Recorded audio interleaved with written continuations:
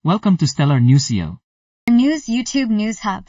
Stellar News PH, YouTube News Channel. Subscribe now. Dito sa Stellar Network ay siguradong updated ka sa showbiz news at iba pa.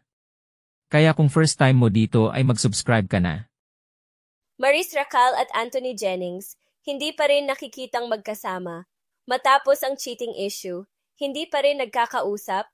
Ilang linggo matapos pumutok ang controversial na cheating issue na kinasangkutan ni Maris Racal at Anthony Jennings, nananatili pa ring palaisipan sa publiko ang kanilang estado.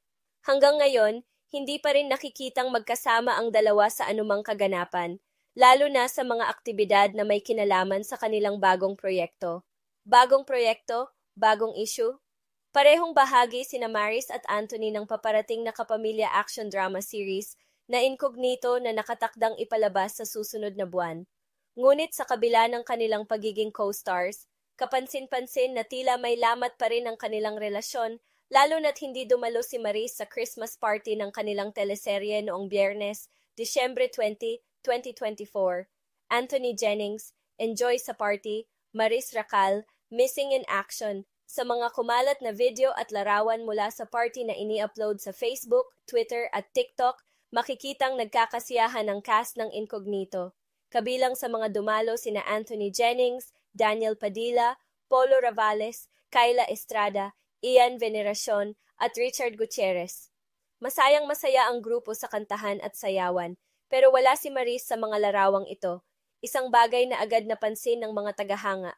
Dahil dito, lalong umigting ang mga tanong tungkol sa tunay na estado ng relasyon nila ni Anthony. Hindi malinaw kung bakit hindi dumalo si Maris sa naturang Christmas party, pero marami ang nagdududa kung may kaugnayan ito sa kanilang personal na issue. Maris Racal, sa mat-ulap na lang nagpunta. Habang abala si Anthony sa pagsasaya kasama ang cast ng kanilang teleserye, naiiba naman ang ginawa ni Maris. Sa halip na sumama sa party, nag-hiking trip siya sa mat-ulap sa Benguet. Sa mga larawang in-upload ng tour guide na si Cons Asmin sa Facebook noong Disyembre 14, makikita si Maris na tila nag-e-enjoy sa kalikasan habang nag-hiking. Matatanda ang pansamantalang dine-activate ni Maris ang kanyang Facebook page noong kasagsagan ng issue, ngunit muli niya itong binuksan noong Disyembre 16. Sa kabila nito, nananatiling tahimik ang aktres tungkol sa kanyang pribadong buhay. Muling binuhay ang Facebook page. Matapos ang kanyang social media hiatus, bumalik si Maris sa Facebook kung saan may mahigit 3 milyong followers siya.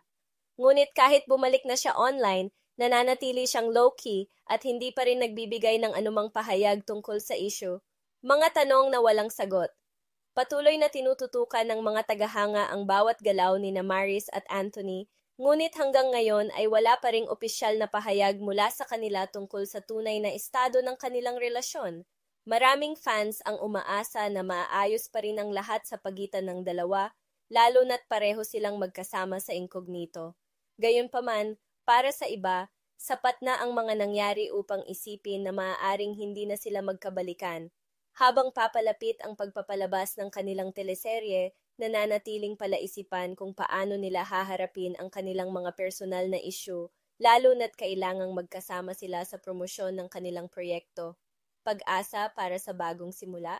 Sa kabila ng mga espekulasyon, marami pa rin ang nagdarasal na magkaayos sina Maris at Anthony, lalo na't matagal nang sinusubaybayan ng publiko ang kanilang tambalan.